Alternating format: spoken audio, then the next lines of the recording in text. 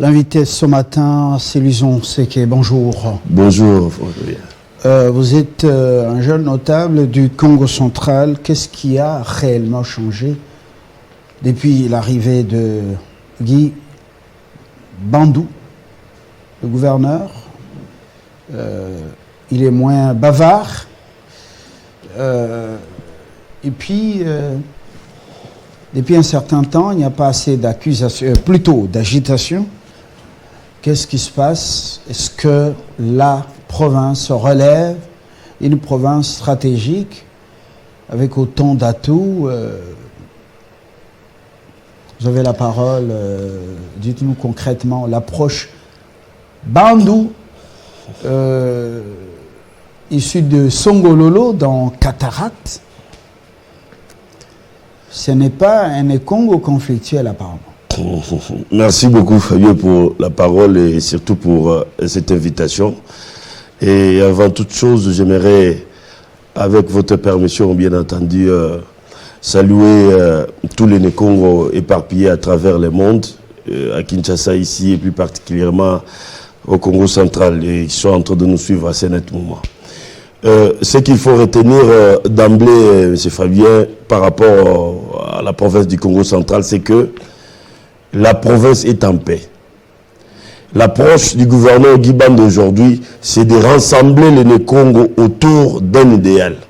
Parce que nous sommes tous d'accord que la province du Congo central reste une province stratégique pour la République démocratique du Congo. D'où, aujourd'hui, nous avons l'occasion, à sa tête, nous avons sa due excellence Guy Bandou, qui apporte un nouveau management à la tête de la province pour que nous puissions aller vite au développement. Vous êtes mieux informés que nous autres. Vous savez que depuis 2019, notre province a connu des moments tumultueux, et des conflits et puis beaucoup de choses, vous le savez, qui ont bloqué le développement de notre province. Donc, nous avons connu beaucoup de retards et aujourd'hui, nous avons un gouverneur qui veut aller au développement, mais son approche, il lance ce qu'on appelle la cohésion provinciale. La cohésion provinciale nous permet de se mettre tous ensemble pour regarder à la même direction pour le bien de nos Congo.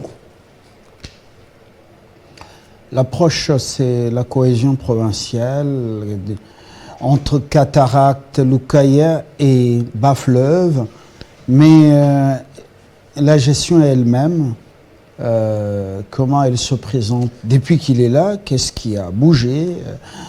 On parle de Matadi toujours avec les nids des poules, on parle de la situation qui n'a pas changé, les stades, c'est toujours inachevé.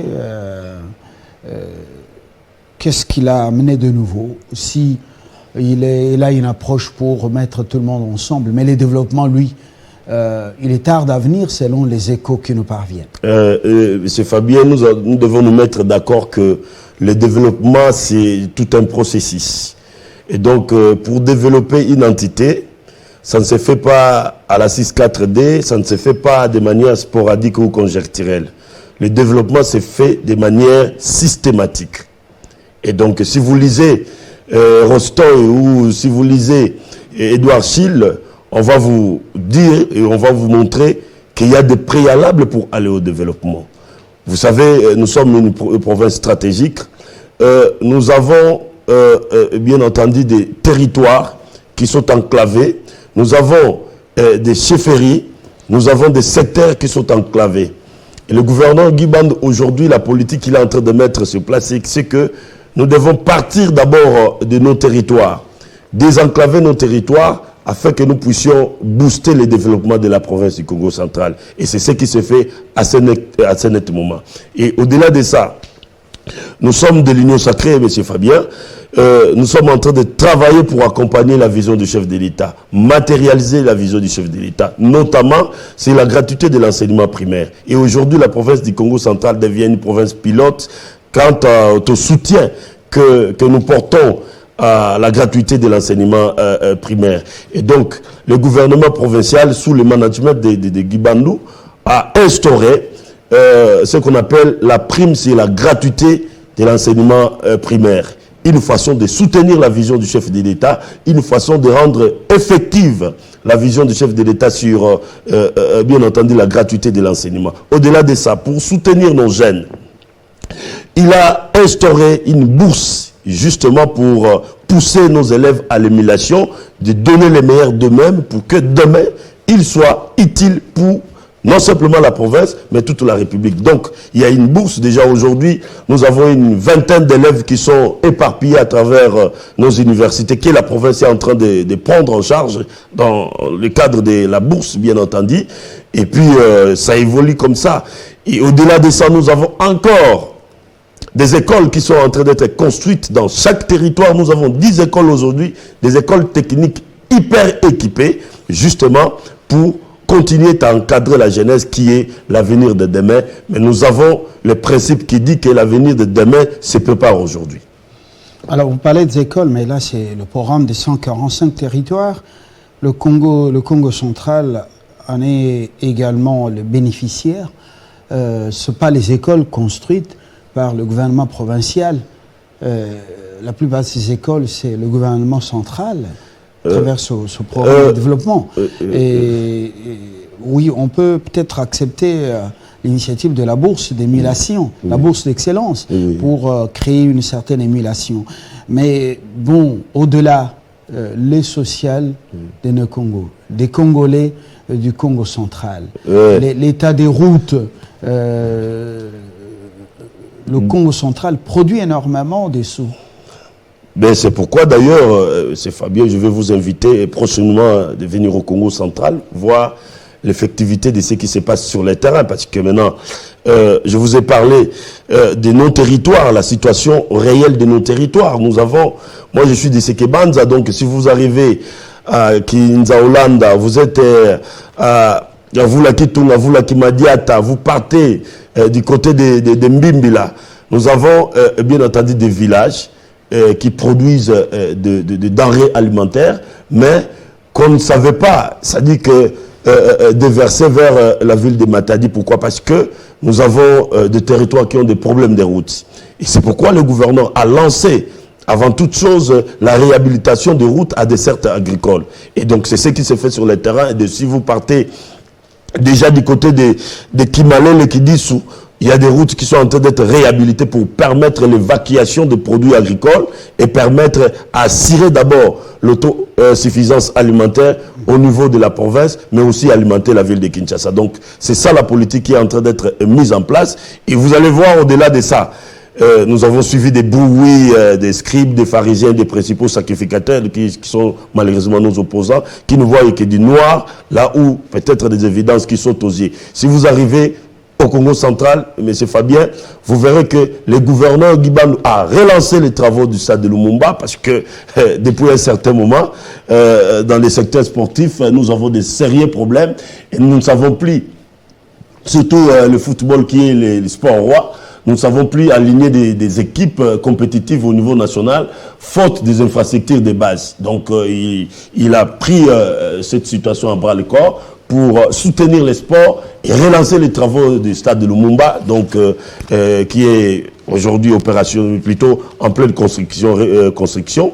Et donc d'ici là, nous souhaitons voir les travaux finir et que les stades soient mis en disposition de la population, surtout de la jeunesse, pour son encadrement et pour, bien entendu, l'éclosion des meilleurs talents au niveau de la province du Congo central. Qu'en est-il justement de l'agriculture à Songololo et de cette centrale solaire? On parle de voltaïque. Où en sommes-nous avec les travaux? Et ce sera pour alimenter quel coin? Parce que la plupart des grands districts du Congo central sont quand même desservis par la SNEL. Oui, bien entendu. Et si vous arrivez à Songololo, Songololo, c'est parmi les territoires frontaliers en Angola.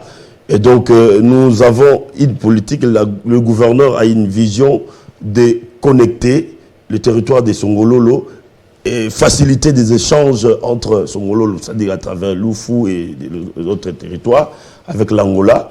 Et je ne sais pas pas si longtemps qu'avant-hier, on a relancé les travaux de la route Kinkanda qui va vers Ango et qui traverse vers l'Angola. Et donc, la politique aujourd'hui, c'est de connecter la ville de Matadi et celle de Boma avec d'autres territoires pour, bien entendu, soit que ces deux villes soient alimentées aux produits agricoles. Donc, les travaux continuent et nous osons croire que d'ici là, nous allons bénéficier de ces infrastructures. Et surtout, nous devons rappeler, M. Fabien, que le gouverneur Guy Bando n'a fait que, d'ici là, il va totaliser 9 mois. Mais en termes de réalisation sur le terrain, par rapport à ces timings, nous trouvons que nous sommes au-delà de ce qu'on pouvait imaginer. Et c'est pourquoi, d'ailleurs, nous, de l'Union Sacrée, nous continuons à les soutenir. Pourquoi? Parce que c'est une manière aussi de soigner les bilans des chefs de l'État que nous mettrons à défendre d'ici là déjà, et pour assurer le second mandat, bien entendu, de Félix Tshisekedi. Nous ne sommes pas à l'heure de bilan et de la pré-campagne électorale. Nous prenons la route Matadi, oui, qui sépare Cataracte justement du bas-fleuve. Nous prenons cette route qui va jusqu'à chez le feu président Kasavubu, chez la Sinkini. Dites-nous concrètement, cette route qui était jadis asphaltée, qu'est-ce qu'il en fait? Parce que beaucoup des vivres, beaucoup de produits alimentaires viennent de ce côté-là, de Mayombe, de la forêt, de champs, la banane, le plantain, les ananas, beaucoup de vivres justement. Qu'est-ce que cette route est devenue? Malheureusement, cette route est en état de délabrement très avancé. Et ce n'est pas une priorité, le bas-fleuve. Donc c'est une route qui relève de la compétence nationale. C'est une route qui relève de la compétence nationale parce que nous partons de quoi? De Manterne jusqu'à Singeni, là où il y a le mausolée de notre premier président Kasavubu. Et c'est pourquoi d'ailleurs nous sollicitons du gouvernement national et l'implication personnelle du chef de l'État, c'est que cette route soit réellement réhabilitée, parce que ça fait la fierté, bien entendu, de notre pays, parce que le premier président de notre pays a été enterré du côté des Singini. Donc cette route-ci, elle est réhabilitée aujourd'hui. Non simplement ça va désenclaver Lukula, ça va désenclaver Tchela, ça va désenclaver Singini, mais ça va nous permettre aussi d'évacuer, bien entendu, des produits agricoles. Et nous étions là avec le sénateur Roger Mokomor, qui est le président de notre parti, c'est-à-dire Mouvement chrétien pour la solidarité et la démocratie, que je salue d'ailleurs en passant. On était là l'année passée, nous sommes allés découvrir encore des coins et des recoins qui produisent d'ananas, mais où on ne sait pas évacuer jusqu'ici à Kinshasa. Pourquoi? Faute de route. Et donc, nous devons solliciter auprès du chef de l'État l'implication personnelle, son implication personnelle, afin que la route materne Singini soit réhabilitée. L'argent des péages au niveau de Kassangoulou, au niveau de, comment on appelle ça, l'entrée de Matadi, oui, il y a combien de péages? Oui, Kenge, il y en a trois. Donc c'est une nationale. Cet argent, c'est l'argent qui vient, qui est destiné au trésor public ici, ou c'est... La province, malheureusement, a une part, ça dit qu'on nous donne des portions un peu avec parcimonie. Et c'est pourquoi la province était en négociation au niveau du gouvernement central pour que le Congo central puisse bénéficier ce qu'il lui aurait, ce qu'il lui aurait bénéficié réellement.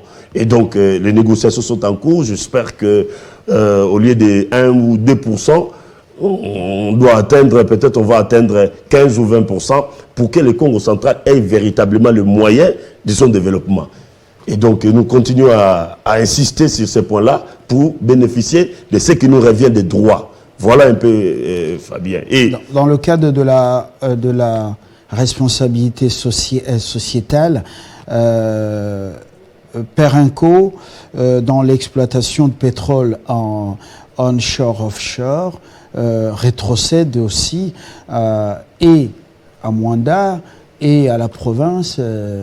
À ce que je sache sa part, est-ce que la gestion est bonne, la gestion est transparente. Et d'ailleurs, c'est ici l'occasion de saluer les efforts, surtout d'abord de nos députés nationaux, sénateurs aussi. Le gouverneur Guy Bando, grâce à son management, a négocié avec le gouvernement central parce qu'à un moment donné, le Congo central ne bénéficiait plus de ce qu'on appelle la redevance pétrolière. Voyez. Et donc, grâce à ces combats, grâce à son management, aujourd'hui, le Congo central désormais va commencer à bénéficier de cette redevance et les négociations par rapport aux arriérés sont déjà en cours. Et nous osons croire que dès que nous avons cette redevance, ça va booster encore une fois de plus notre économie, ça va donner encore de moyens à la province pour exécuter des grands travaux que le gouverneur a lancés et ça sera pour le bonheur, bien entendu, de l'ensemble de la province du Congo central. Qu'en est-il exactement du diamant de luxe dont la rivière Inkissi? Autrefois, l'exploitation était artisanale avec maigre moisson. On n'y pense pas, alors que c'est une rivière qui coule de l'Angola jusqu'au Congo. Et on y trouve le diamant de très bonne qualité, diamant de luxe. Et donc, ce n'est pas parmi les priorités. Le Congo central, nous avons une chance, je dois le dire ainsi, parce que en 2015, lors du passage de l'ancien vice-premier ministre, ministre des Affaires étrangères belge, à l'époque c'était Didier Reynders, il est venu en République démocratique du Congo, il est allé visiter la province du Congo central, il est allé visiter les barrages d'Inga et un peu partout. À l'issue de sa visite, M. Fabien, il fait une déclaration selon laquelle que le développement de la République démocratique du Congo pourrait commencer au Congo central. Fin de citation. Ça veut dire quoi? Le Congo central est la province pilote pour le développement de la République démocratique du Congo, de par les atouts que nous disposons. Et donc, c'est vrai, jusque-là, on n'exploite pas encore les diamants, ça dit que nous avons au niveau de la province. Et pourquoi? Parce que nous avons une vocation d'abord agricole, la province du Congo central. Et à l'époque, on avait des entreprises agricoles du côté de Mayombe, un peu partout là. Et lorsque le gouverneur Guy Bando arrive à la tête de notre province, il a exprimé son intention d'industrialiser la province du Congo central. Et donc, nous osons croire qu'avec le moyen que la province aura, et parce que dans sa vision, il cherche à maximiser les moyens. C'est pourquoi la nécessité... Ça c'est le discours. Mais lorsque nous allons dans la praxis, lorsque nous allons dans la praxis, ça c'est le discours politique. Non, pas du tout. Tout le développement de la province crée des agences. La forêt de Mayombe est en train de disparaître avec ses essences particulières et rares. Regardez comment, par moment aussi, les Chinois abattent les arbres là-bas. Regardez. Et il y a aussi un problème. Lorsqu'il y a une production abondante de la population locale, production des champs, mais aucune petite industrie, même de transformation de jus d'ananas, peut-être jus de banane, ainsi de suite. Aucune, même petite industrie locale. Tous ces produits sont coulés vers Kinshasa ou vers Matadi. Et vous voyez que le bas-fleuve est confronté à ce problème de développement sans précédent. Merci beaucoup, M. Fabien, mais nous devons nous mettre encore une fois de plus d'accord que le développement repose sur un certain nombre de principes. Et au-delà de ça, le développement est une question aussi de choix et de management. Et c'est pourquoi je l'ai dit tantôt que le gouverneur Guy Bando, dans son intention, dans sa vision d'industrialiser la province du Congo central, avait besoin de bâtir d'abord la fondation. Et si vous arrivez aujourd'hui au Congo central, dans 8 mois, il est arrivé à créer 2 agences du développement. D'abord, l'agence sur le numérique. Vous savez, aujourd'hui, le développement, c'est aussi le numérique, M. Fabien. Et donc, nous avons aujourd'hui une agence sur le numérique au niveau de la province du Congo central, qui fait de nous d'ailleurs une province pilote aussi, Kantassé. Et donc, deuxième agence, c'est l'agence sur le développement. Et donc, le numérique a le rôle, non simplement de gérer l'administration de la province, de gérer les différents ministères, mais aussi permettre à la province de maximiser des recettes. Et puis, nous avons une autre agence qui est là, qui propose des études de faisabilité sur le développement dans les différents secteurs au niveau de la province. Et donc, ces agences sont déjà opérationnelles, travaillent pour que demain, nous ayons la possibilité d'avoir un plan de développement clair et propice pour le bonheur de la province du Congo central. Monsieur Seke, le Congo central a beaucoup des élus. Vous avez cité un qui est le président de votre parti politique. Je ne suis pas là pour les Mabanga, mais il y a Aseke Banza, plutôt à Lukula, il y a Mavungu. Sikou. Mavungu Sikou est à Aseke Banza. Ah, Joachim. Oui. Mais on dit que donc une téléspectatrice nous dit les vrais problèmes du Congo central, l'argent des péages va dans les circuits occultes. Non, mais ça dit que l'argent ne va pas dans les caisses de l'État. La part qui revient à la province, c'est minime. La province ne bénéficie pas une part vraiment réelle pour son développement. Et c'est pourquoi d'ailleurs nos élus auront aussi la responsabilité de renégocier la part de la province pour que nous ayons suffisamment ces moyens-là. Autre préoccupation, notre téléspectatrice dit il est très contesté Mbandou à Songololo, qui est d'ailleurs son territoire, surtout à Kimpese, chef-lieu du territoire. Est-ce vrai? Mais non, mais ça dit que je vous ai parlé des scribes, des pharisiens, des principaux sacrificateurs. C'est normal, même Jésus. Donc notre téléspectatrice est parmi les principaux sacrificateurs. Donc elle doit, ça dit que s'informer. Elle habite Kimpese. Elle doit s'informer quant à ça parce que. Elle est à Keps. Parce que vous savez, même Jésus-Christ a été contesté dans son propre village. Vous devez le savoir. Et donc, le problème, c'est quoi? C'est que... Toujours à Kimpese, elle dit plus de 250 000 ménages vivent dans les noirs, pas de courant, ni eau potable, même pas un forage d'eau. D'ailleurs... Est-ce que ça devait manquer? D'ailleurs... Un forage d'eau, ça coûte quoi? Mais le gouvernement pour un gouvernement central d'installer un forage d'eau ou de faire créer un forage d'eau, par exemple, à Kimpese. Le gouvernement provincial du Congo central a lancé cette opération-là de construction de forages. Si vous partez à Kazangoulou, vous verrez déjà il y a des forages qui sont opérationnels au bénéfice de la population. À Kimpese, certainement, ils auront dans quelques jours, peut-être déjà. Dans quelques jours. Ben, on va inaugurer 2-3 forages déjà. À Kimpese. À Kimpese, bien entendu que notre ou votre téléspectatrice vérifie, elle comprendra que non. Donc il y a des travaux. Oui, bien entendu. C'est dans quel quartier? C'est-à-dire que je ne maîtrise pas les quartiers, mais à Kimpese, il y en a 3 qui est en construction. Donc, si c'est la vérité, oui. je vais vous communiquer tout à l'heure. Je vais être au Congo central. Oui. Nous irons avec vous au Congo central. Et je vais vous inviter. Dans l'évaluation du bilan de Bandou, pour vérifier les 3 forages à Kimpese. Laissez-moi continuer à vous poser des questions parce qu'on est à la fin. Oui.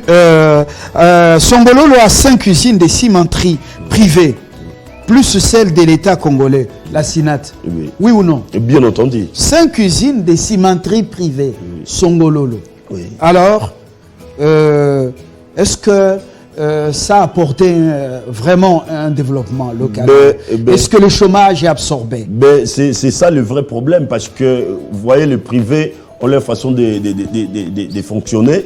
Et nous, c'est le gouvernement central que nous allons, peut-être, s'il faut dire quelque chose, nous allons solliciter l'implication du gouvernement central, parce que la SINAT, on a sollicité la relance du SINAT, parce que SINAT aujourd'hui est presque à l'arrêt de production. La personne qui nous écrit nous dit même que si vous ne faites rien, le pouvoir en place, vous aurez vous aurez du mal à faire passer votre discours à Songololo avec toutes ces réalités, manque de forage d'eau à Kimpese.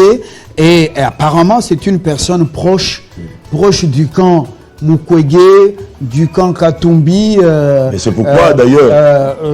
Je constate. C'est pourquoi d'ailleurs. C'est pourquoi d'ailleurs. Ce sont les, comment on appelle, les gens de ce qu'on appelle force du pays, là, les antifachi. Ouais. La personne est antifachi.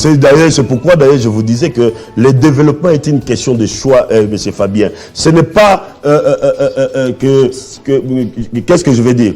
Il y a un principe, M. Fabien, qui dit que ce n'est pas comment on dit, j'ai perdu un peu de vie. J'étais en train de dire que non.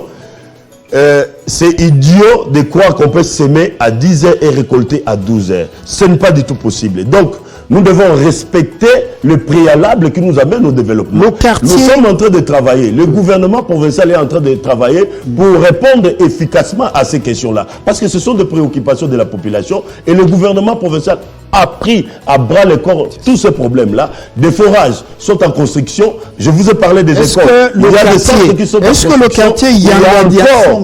quartier Yangadia Songa est concerné par les forages? Parce que là, il n'y a pas d'eau potable. C'est pourquoi je vous dis que non, je ne maîtrise pas les quartiers. Je vais vérifier. D'ici là, je vais vous communiquer les quartiers qui sont concernés. Mais c'est pour tous les territoires de Songololo. Il n'y a aucun territoire qui est oublié par rapport à cette politique. Donc, tout on dit que ce sont les principaux sacrificateurs. Bien entendu. Ceux du camp de Mukwege et Katumbi, la personne. Mais c'est Fabien. Et du camp de vous savez.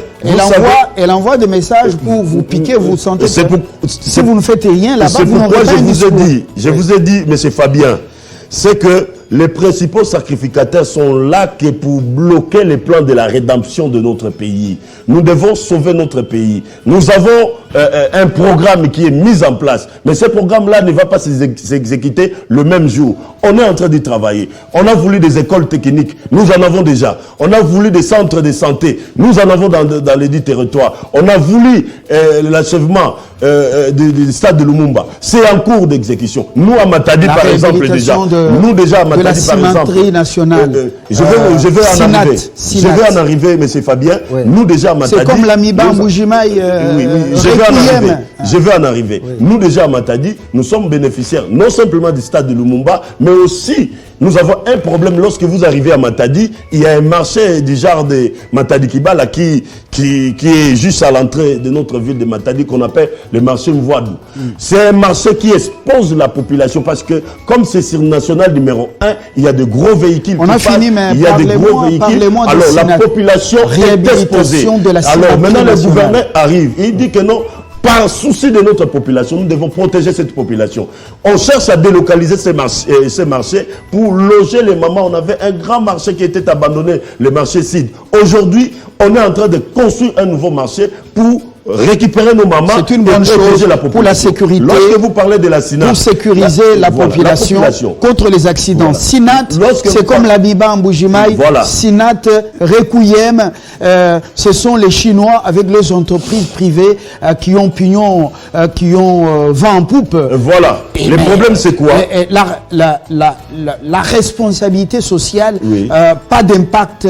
On ne sent pas l'apport de ces étrangers dans le changement du social des Congolais là-bas. Oui.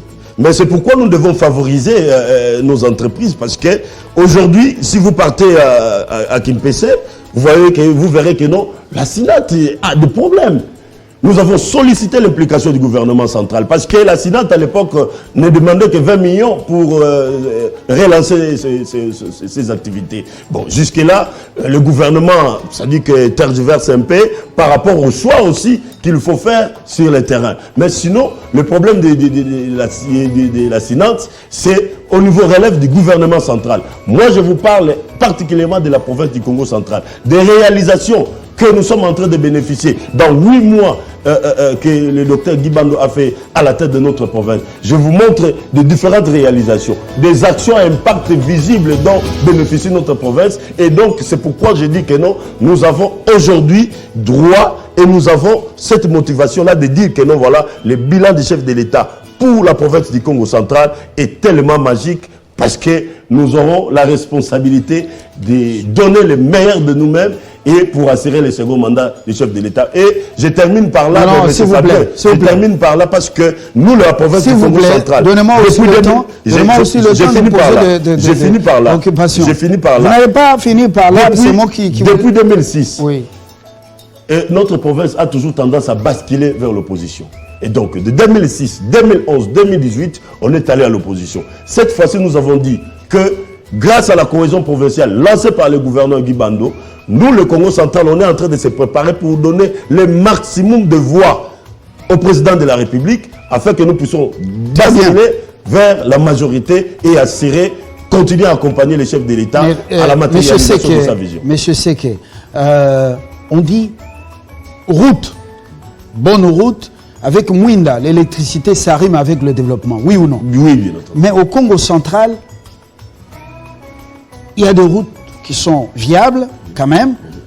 Il y a des villages qui ont les Mwinda, parce que c'est le Congo central qui nous envoie le courant à partir d'Inga. Mais pourquoi le développement ne vient pas? Alors, là, je rentre à Kimpese. Justement, les privés utilisent notre courant, ils exploitent, ils le produisent du ciment. Il y a justement même de l'électricité et à Kimpese et à Lukala, c'est ça, non? Bien entendu. Alors, mais au quartier 3, Yanga Diasonga, à Kimpese, les gens vivent sans courant. Vivent sans courant et sans eau potable. Comment vous pouvez comprendre ça? C'est pourquoi je vous ai dit que c'est un problème de management. Vous voyez, la province du Congo central a connu, je vous ai dit tantôt, beaucoup de retards par rapport à son développement à cause des problèmes que vous connaissez mieux que quiconque, M. Fabien.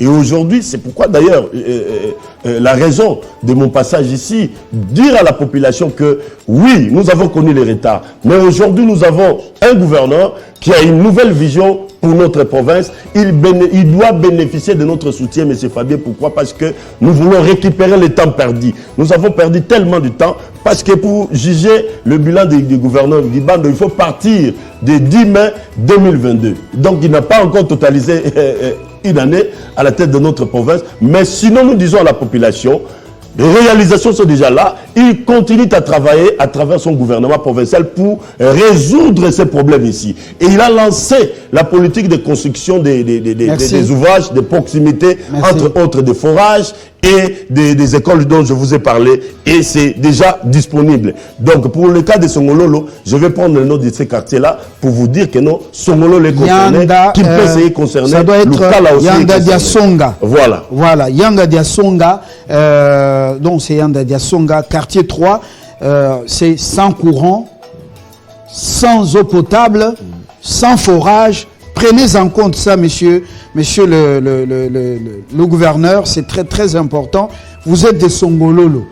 Et Kimpese, c'est même le bastion de Songololo, non? Bien entendu. Alors quoi de plus normal? Mais c'est que notre téléspectateur doit savoir que non, c'est les 10 territoires qui est concerné. Ce n'est pas simplement Kimpese, mais c'est les 10 territoires. Il n'y a aucune visibilité de Fachi là-bas à Songololo. Mais allez voir.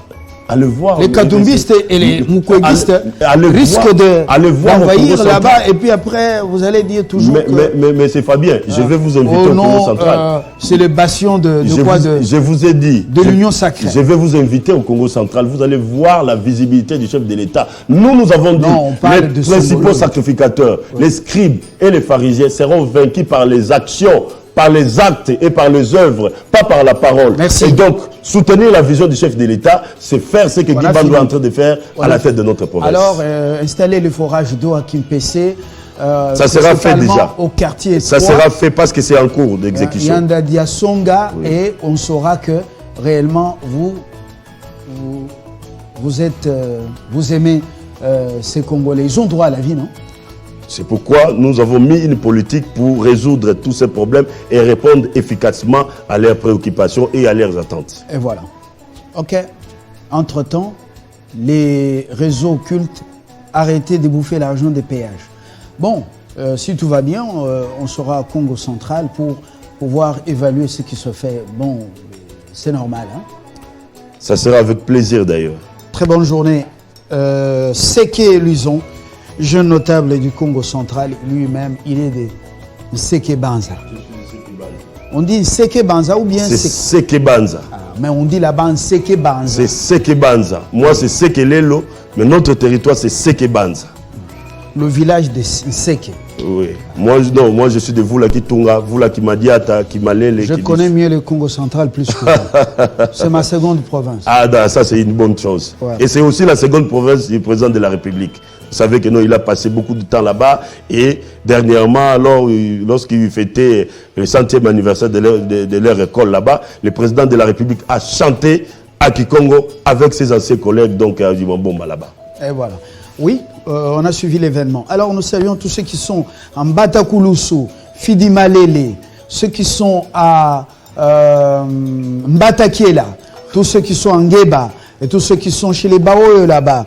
Ngeba, oui, chez les Baoyo, c'est où là-bas? Les Assolongo, Sianfumu, là où on a les poissons frais, à Mwanda. Nous saluons également tous mes autres frères et sœurs qui sont à Tchéla. Vous savez, Tchéla... c'est l'honorable sénateur Moka Moka. Voilà, ce sont les Noko. Voilà. Bonne journée.